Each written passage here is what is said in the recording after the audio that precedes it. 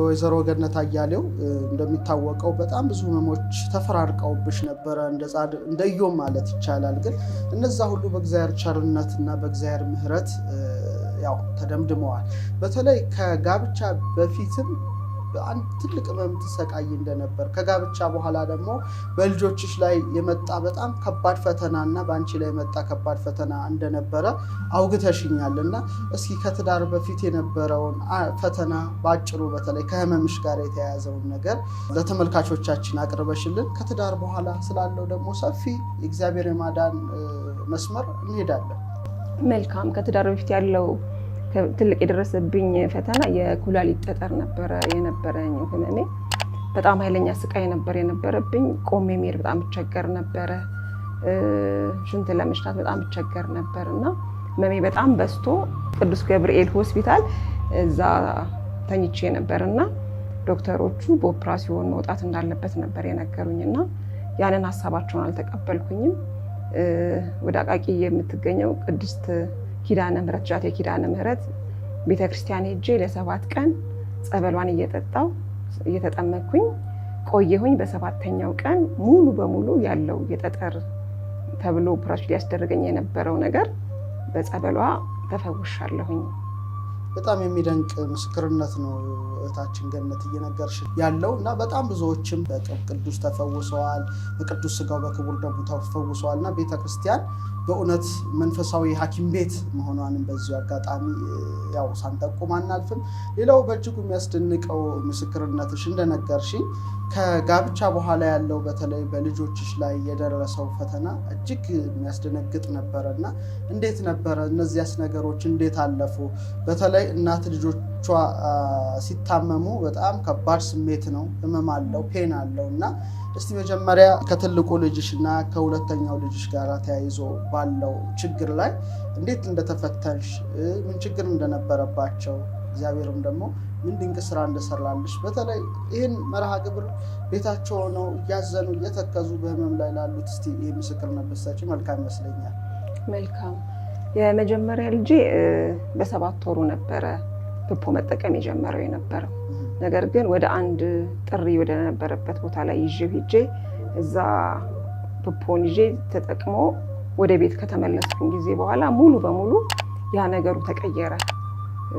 ቁጭ ብሎ ካካ ማለት አይችልም ነበረ። ካካ ማለት የሚችለው በዳይፐር ላይ ብቻ ሆነ። እድሜው 3 ዓመት ሆኖታል። ነገር ግን ሽንት ቤት መጠቀም አይችልም፣ ፖፖ ላይ መጠቀም አይችልም። ቆሞ ከቤት ውስጥ በር ወደ ጫፍ ከጫፍ ወደ በር እየሄደ በጣም አስጨንቆት በብዙ ጣር ነበረ መቀመጥ የሚችል የነበረው ካካ ማለት የሚችል የነበረው እና ለእኛ በጣም ፈታን ጊዜ ነበር። ሆዴን ይላል፣ ይጮሃል። በጣም ኃይለኛ ስቃይ ነበር የነበረበት። በወቅቱ ወዳሉ የህፃናቶች ስፔሻሊስት የሚባሉ ቦታዎች ሁሉ ወስጄዋለሁኝ። በብዙ መሳሪያዎች ታይተዋል። ጭንቅላቱ ላይ ችግር ካለ ብለው ብዙ ነገር ታይተዋል። የመጨረሻውን የኢንፌክሽን ትራይስቶን የሚባለውን መድኃኒት በተደጋጋሚ ነበር ይወስድ የነበረው። ምንም አመት በዓል አልነበረኝም። በአመት በዓልም በማንኛውም ምንም ደስታ አልነበረንም። እኔም ባለቤቴም በጣም ስቃይ ነበር የምናየው የነበረው በሱና ብዙ ነገሮች ነበር የሚመጡብኝ። ሕክምናውን እምቢ ሲል ወደ ባዕድ አምልኮ እንኳን ወስደን በዛ መፍትሄ እንዳገኝ ብዙ ሰዎች ከጓደኛም ከቤተሰብም ብዙ ግፊት ነበር የነበረብኝ። ነገር ግን እግዚአብሔር የሰጠኝን ልጅ ከእግዚአብሔር ጋር የሚያገናኘኝ ካልሆነ ነፍሱን መውሰድ አንተ ትችላለህ አምላኬ፣ በልጅ ያትፈትነኝ እያልኩ ጽኑ ነገር ከድንግል ማርያም ጋር ነበረኝ። በእውነት መጨረሻ ላይ እምባዬ አለቀ። በቃ በጣም ተስፋ ቆረጥንና መንገድ ላይ እየሄድኩኝ እያለ በዮሐንሷ ማርያም ጋር ነበር ማልፍ የነበር። ወደ ሐኪም ቤት ሳልፍ ወላዲተ አምላክ እኔ አቅቶኛል፣ እኔ ጨርሻለሁ፣ እስቲ አሁን አንቺ መፍትሄ የሚለውን ነገር እባክሽ አመላክችኝ እያልኳት በመኪና እሱን ወደ አንድ ስፔሻሊስት ፈረንጅ አለች ተብዬ ወደ እሷ ነበር ይዤው የምሄደው የነበረው እና ወደዛ ይዤው በሚሄድበት ሰዓት ላይ በውስጤ ነው የተነገረኝ። ለቤተክርስቲያን ቅርብ የሆነ ሰው ነበርና የድንግል ማርያም ፍቅር የበዛለት ሰው ነው።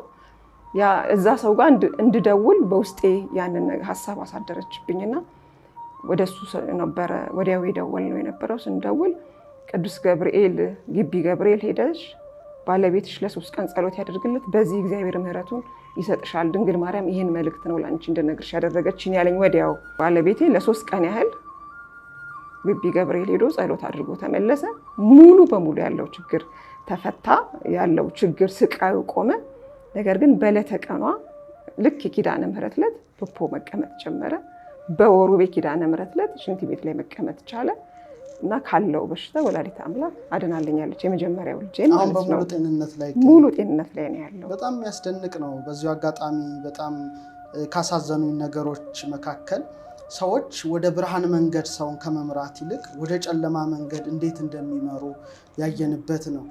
ምክንያቱም ሰዎች ተስፋ በቆረጡ ባዘኑ ጊዜ ልክ ኢዮብ እንደደረሰበት ኢዮብ ሚስቱ እግዚአብሔርን እንዲክድ እግዚአብሔርን እንዲሳደብ ደጋግማ ተወተውተው ነበረ እና አሁንም በጣም በህመም በተጨነቁ ጊዜ ሰዎች ሃይማኖታቸው እንዲክዱ ይልቁኑ ደግሞ እግዚአብሔር በእጅጉ ወደሚጠላው ወደሚጸየፈው የባዕድ አምልኮና የጥንቆላ ቦታዎች እንዲሄዱ ሰይጣን በሰው አድሮ ይገፋፋል እና ሰዎችም ሳያስቡት ለስጋ መፍትሄ ብለው ሄደው ስጋቸውንም ነፍሳቸውንም አጥተው ከእግዚአብሔር ተለይተው በብዙ ሀዘን ውስጥ ይወድቃሉና ይህን መርሃ ግብር እየተመለከቱ ቤታቸው ያሉ ሰዎች እንዲህ ያለ ፈተና ከጎረቤት ሊመጣ ይችላል፣ ከዘመን ሊመጣ ይችላል፣ ከቅርብ ሰው ሊመጣ ይችላል እና እንደ ኢዮብ ፈተናውን ተቋቁመው እንዳንቺ የመጨረሻውን ፈውስ ለልጅሽ እንዳገኘሽ ሁሉ በእግዚአብሔር ቸርነት፣ በእግዚአብሔር ምሕረት፣ በእግዚአብሔር በጎነት ጤናቸው እንዲመለስ ማድረግ እንዲችሉ ትልቅ ትምህርት ይሰጣል ብዬ አምናለሁ እና የጋብቻ ህይወት ውስጥ ስትገቢ እንግዲህ ይህ ፈተና መምጣቱ በራሱ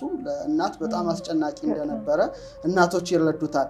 ሌላው ያጫወትሽ ነገር ነበረ ከቀረጻ በፊት በተለይ ከታናሽ ልጅሽ ጋር እንደዚሁ ተያይዞ የመተንፈሻ ችግር አጋጥሞት እንደነበረ ነግረሽኛል እና እንደ ኢዮብ ነበረ መከራው ድርብርብ ያለው። እሱም ደግሞ እስቲ እንዴት ታነሻዋለሽ? እንግዲህ ወደኋላ ነው መመለስሽ። ማሰቡ ያሳዝናል፣ ያስከፋል። ግን ቢሆንም እግዚአብሔር ምሕረት ደግሞ ሀዘንን የበለጠ የሚያስረሳ ወደ ደስታ የሚለውጥና የሚቀይር በመሆኑ እስቲ ወደዛ ልመልስሽ። እንዴት ነበረ የነበረው? መልካም።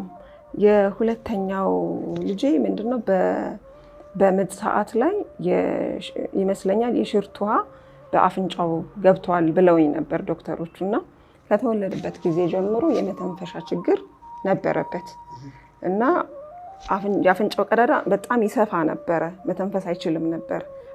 ኃይለኛ ትኩሳት፣ ቤት ውስጥ መግባት የማያስችል ትኩሳት ነበረበት። ሲወለድ በተፈጥሮ ቀይ ከለር ያለው ነበር ልጄ። ሙሉ ከሰል ነበር የሚመስል ነበር። የሚያስፈራ በሰው ፊት ለመግለጥ የሚያስፈራ ከለር ነበር የያዘው የነበረው እና በጣም ነው የሚሰቃየው። ሌሊቱን በር ከፍተን እንወጣለን፣ ሐኪም ቤት እንወጣለን፣ ይታከማል። ምንም የሚደረግለት ነገር ምንም መፍትሄ የሌለው ነገር ነበረ እና በጸጋ የሚባል ሆስፒታል አስተኝቼው ሁሉም መጥተው አይተውት እንደሚሞት እያዩት ጥለውኝ ሁላ ወጥተው ነበር እና በዛ ሰዓት ላይ ግን እንባዬ ወደ ድንግል ማርያም ብቻ ነበር በእውነት በቃ ወላዲታ እና የሱ ህመም ደግሞ እንዳጋጣሚ ሶስተኛ ልጄ እርጉዝ የሆንኩበት ሰዓት ነበርና ለኔ በጣም ተደጋጋሚ ሸክም ነበር የሆነብኝ የነበረው። ከውጪ አገር መሳሪያ እንዲመጣና በሱ እንዲተነፍስ ታዘዘለት። ከውጪ መሳሪያ መጣና በመሳሪያ ብቻ መተንፈስ የሚችል ልጅ ነበር የሆነውና ሚነፋ ልክ እንደ በመሳረፋ ነገር ነበረው። በየጊዜው እሱ መስጠት ነበረብኝ። መድኃኒት ለመስጠት በጣም ብዙ ትግል ነበር። በዚህ ሂደት ውስጥ እያለሁኝ በህልሜ የተወለደው የቅዱስ ኡራኤል ዕለት ነው እና አጥብቄ የሰጠኝ ልጅ ምንድነው ያልኩም ቅዱስ ኡራኤል ላይ በጣም አለቅስ ነበር። በህልሜ ወላዲተ አምላክ ከቅዱስ ኡራኤል ጋር መታ ከሰል የሆነውን ሰውነቷን እሷ መታ ስትነካው ሰውነቱ እንደ ፀሐይ ማብራት ጀመረ ማለት ነው። ይኸውልሽ እኔ ኪዳነ ምህረት ነኝ፣ ልጅሽን ያዳንኩልሽ እኔ ነኝ፣ ልጅሽ ድኗል ብላ ነገረችኝ ማለት ነው በህልሜ። ወዲያው ስነሳ ልጁ ሙሉ በሙሉ ተቀይሯል። ይሄ አፍንጫው ቀዳዳ መስፋት፣ ትኩሳቱ የለም፣ ምንም ነገር የለም። ከዛን ጊዜ በኋላ የመተንፈሻ ችግሩ ተወግዶ ሙሉ ጤነኛ ነው የሆነልኝ ማለት ነው። በጣም ይደንቃል። በጣም የሚገርመው ህመሙ ረጅም ነው፣ ፈውሱ ግን ቅጽበታዊ ነው። እንዴት ትገልጫዋለሽ? ማለት ከሰል የመሰለ ፊትን ሰውነትን እያየሽ መተንፈስ የማይችል ትንፋሹ ሊቋረጥ ይችላል ብለሽ ተስፋ የቆረጥሽ እናት በድንገት ይሄን ሁሉ መገለጥና ይሄን ሁሉ ተአምር ስታይ ጎረቤትስ ምን ተሰማው? በጊዜው ዘመድ አዝማድስ ምን ተሰማው? ባለቤትስ ምን ተሰማው? ምክንያቱም በጣም ለውጥ ነው። ብርሃን ይሁን አለ ብርሃንም ሆነ እንደሚለው አይነት ነው። በድንገት ጨለማ ወደ ብርሃንነት መለወጡ ስታስቢ ምን ነበረ የሚሰማሽ የነበረ ጊዜ? ምንስ ነበረ በጊዜው? ከፍተኛ ድንጋጤ ነው ለኔ የሚሆንብኝ። ድንጋጤና ደስታ ነው። ለምን ብዙ ጊዜ ወደ መንፈሳዊ ነገር ያደላ ነገር ስላለኝ ሰዎች ይህንን ያውቃሉ፣ በዙሪያ ያሉ ሰዎች ግን ፈውሱ ሲርቅ በእኔ ኃጢአት ብዛት ወይም ደግሞ የማምነው አካሄድ ትክክል እንዳልሆነ ነው ሰዎች ይፈርዱብኝ የነበረውና ያንን ሸክም መሸከም ለኔ በጣም ከባድ ነበረ። ለምን በቃ ስለምታጠብቅ ነው። በጣም ሁሌ እግዚአብሔር ስለምትል ነው እንደዚህ አይነት መከራ ውስጥ የምትገባው የሚልም ነገር በጣም በዙሪያ ካሉ ሰዎች እሰማ ነበርና ያንን ሸክም ተሸክሜ ጸንቼ በድንግል ማርያም ጋር እስር በጸሎቷ መትጋት በጣም ከባድ ነበር ለኔ እና ያ ድንገት ሲሆን ድሮም እኮ አጠገቧ ናት። በቃ ኪዳነ ምሕረት እኮ የእሷ ናት። እንደው ልትፈተናት ፈልጋ ነው እንጂ እግዚአብሔር ድንቅ ተአምራቱን አሳይቷል የሚለውን ድምፅ መስማት ለኔ በጣም አዲስ ዓለም ነበር የሚሆነው። በጣም ይገርማል። በተለይ እስቲ መቼም በባለቤትሽ ላይ የተፈጠረው ለምሳሌ ይሄ ልጅ በአየሽው ራእይ ነው እንግዲህ እንደ ራእይ ነው። በህልም አንቺ ልታብራሪው ትችያለሽ፣ ግን እመቤታችን ስትዳብሰው ነው ያየሽው ያን ሕፃንና መልኩ ባንዴ ሲለወጥና ሲቀየር በባለቤትሽ ላይ ምን አይነት ስሜት ፈጠረ? በጎረቤትስ ላይ ምን አይነት ስሜት ፈጠረ? ለቅሶ፣ ትልቅ ለቅሶ። በባለቤቴ ላይ ትልቅ ለቅሶ ነበር የነበረው። እሱ ላይ ያለው ስሜት ብዥ ያለ ስሜት ነው። መደነቅ። አንዳንድ ጊዜ እግዚአብሔር ድንቅ ታምራቶችን ከህሊና በላይ ሲሆን ለመቀበል ያቅተናል እና በቃ ብዙ እንባና መደነቅ ነበር የማየነበረው ባለቤቴ ላይ ማለት ነው። ስንት ዓመት ነበረ ይሄ መተንፈሻ ችግሩ ደርሶበት ሰቃየ ነበር? ከ3 ዓመት በላይ በጣም በዚህ ስቃይ ነበር የምናሳልፍ። በዙሪያ ያሉ በምሰራበት መስሪያ ቤት የታወቀ ነው። በቃ ስልክ ሲደወልልኝ ልጇ ከፍተኛ የትኩሳት መጠን ላይ ደርሷል፣ መተንፈስ አቅቶታል ወይም ደግሞ ህይወቱ አልፏል የሚል ስጋት በእኔ ብቻ አይደለም በዙሪያ ባሉ ሰዎች ሁሉ በቃ ይሄ ምስክር የሚሆን ነገር ነበር ማለት ነው። እንግዲህ ሁለተኛው ልጅሽም በዚህ አይነት ስቃይ ነበረ። የመጀመሪያው ልጅሽም እንግዲህ ሁለቶቹን ህሙማን ልጆችሽን እንደ እናት ማስታመም በጣም በእጅጉ ይከብድ ነበረ። ግን እግዚአብሔር ደግሞ ምሕረቱን ሲያበዛ ደግሞ ይህንን መስማት በራሱ ያስደስታልና ሌላው የነገርሽኝ በጣም የተገረምኩበት 3ኛ ልጅሽ ሊመጣ ነው። ይሄ ልጅሽ መተንፈስ አቅቶታል። ነገር ግን እግዚአብሔር አምላክ ታሪኩን ለውጦ በእናቱ በቅድስት ድንግል ማርያም አማላጅነት በቅዱስ ዑራኤል ተራዳይነት ያው ፈውስን ባገኘ ጊዜ አንቺ ያን ጊዜ ነፍሰ ጡር ነበር እና በዛ ጭንቅ ውስጥ እያለሽ እንግዲህ ጸንሰሽ ነበረ። በምትወልጅበት ጊዜ ደግሞ በአንቺ ላይ የመጣ ትልቅ ችግር ነበር። ምን ነበር የደረሰብሽ አንቺ ደግሞ ስትወልጂ? አሁን ደግሞ ወደ አንቺ ህይወት እንምጣ እስቲ።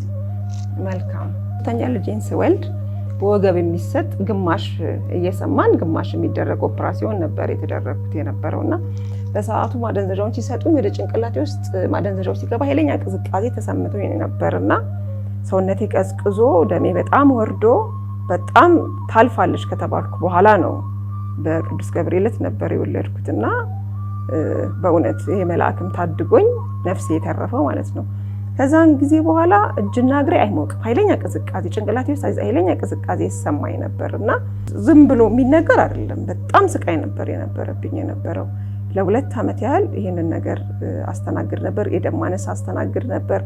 የልብ ችግር አስተናግድ ነበር። የኩላሊት ችግር አስተናግድ ነበር። ብዙ መዘዝ ነበር ይዞብኝ የመጣው የነበረውና ይሄ እንደዚህ ባለበት ሰዓት የጭንቅላቴ ችግር ባለበት ሰዓት ላይ ወደ ምን እየተቀየረ መጣ? እጄን፣ አፌን፣ ወገቤን መያዝ ጀመረ። በሽታው እየከፋ ሲመጣ በዚህ ሁሉ ሂደት ውስጥ ሕክምና ወስዳለሁ። የሚመጣ ለውጥ ግን የለም። ሄጄ ስመረመር ጭንቅላቴን ማቃጠል ጀመረኝ። ይጨንቀኛል። ሰው የተሰበሰበበት ቦታ ላይ መገኘት አልችልም። ልክ በዚህ ሂደት ውስጥ እያለሁ ሁልጊዜ አልቅስ ነበረ። በቃ ከሰው ተለየው። ስራዬንም አቋርጬ ተቀመጥኩኝ። ምንድነው ማድረግ ያለብኝ? ህክምናው የሚሰጠኝ መፍትሄ የለም ብዬ ወደ መጨረሻ ላይ ወደ አንድ ስፔሻሊስት ጋር ሄጄ ስመረመር የጭንቅላት ነርቭ ነው አሉ እና በሶስት ዙር ያንን የጭንቅላት ነርቭም ወሰድኩ፣ መድኃኒት ወሰድኩ። ምንም ለውጥ የለም ማለት ነው።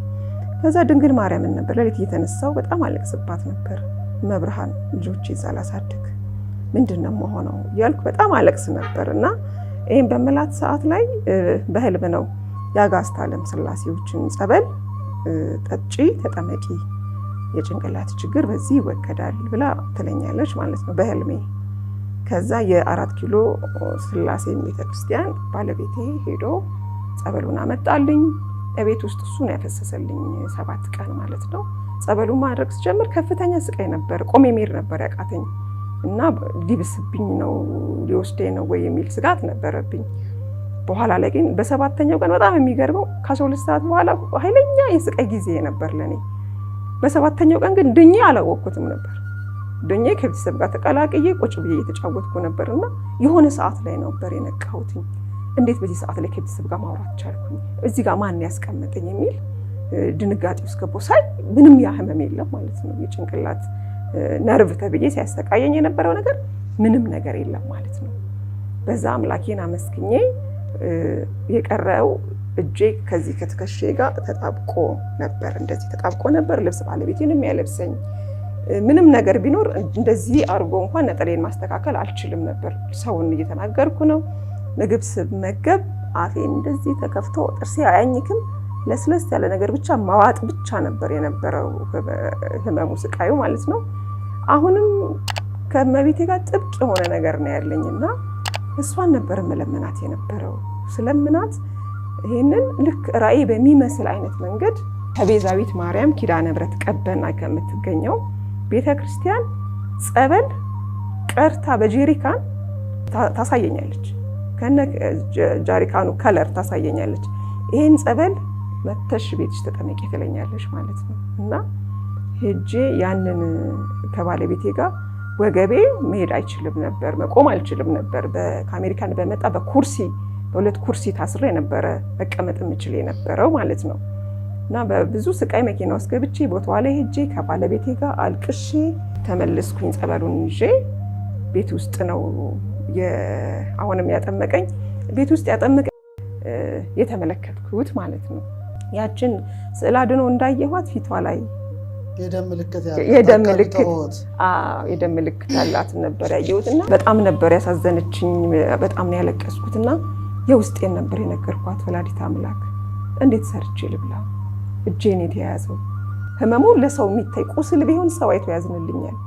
ስቃዩ ግን እኔ ጋር ብቻ የቀረ ነገር ነውና እባክሽን መብርሃን አድኝ። አሁን አንቺ ይህንን ተአምር የምታረጊ ስዕል አድኖ አንድ ቀን ከዛሬ ዓመት ይሆናል ዛሬ 7 ዓመትም ይሆናል አንድ ቀን ያለሽበት ቦታ መጥቼ አመሰግንሽ ይሆናል ወይ ደግሞ አሁን አንቺ ወደ ህይወቴ ነይ እያልኩ ለምናት ነበርና ይህንን ያየሁትን ነገር ለእህቴ ልጅ ነገርኩት። ስነግረው እንዴ ዶክተር ሮዳስ እኮ እኛ ጥቢያ ነው ያሉት ለምን አታናግሪያቸውም አለኝ። እዚህ ላይ በጣም ቆይቷል። እኔ እንግዲህ 6 ዓመት ይሆናል ይመስለኛል። በእርግጥ ስለ እመቤታችን ስለ ቅድስተ ቅዱሳን ስለ ድንግል ማርያም የካቲት ላይ የምትከብር ስዕል ናት። ፖርታ ኢቲሳ ትባላለች። አቃቢተ ሆህት እናችን ስዕል ያየኋት ኖርዌይ ለወንጌል አገልግሎት በሄድኩኝ ጊዜ አንድ ወንድም ቤት ነበረ ያረፍኩት እና ስዕሏን ሳሎን በክብር አኖሯታል እና ያው እዚች ጋር የደም ምልክት አላት ጉንጯ ላይ። ታሪኩ በጣም ሰፊ ነው። በማህሌተ ጽጌያችን ላይ ቦ አመት ትረከብ ምስለ ቃለ ነገር ጥዑም ወቦ አመት ትራአይ በለቢሰ አባል ለምሉም ስዕልኪ ማርያም ጽጌ ተአምር አዳም ወአመዘበጣ በሰይፍ አይሁዳዊ ርጉም እምኔ አንጸፍጸፈ ደም ይላል አባ ጽጌ ድንግል። ምንድነው ታሪኩ? ወደ ተአምርሽ እንመለሳለን። ክቡራን ተመልካቾቻችን ታሪኩን እንዲያውቁትም በዚሁ አጋጣሚ በእርግጥ ከዚህ በፊትም ሰርቻለሁ ግን ማወቅ አለባቸው።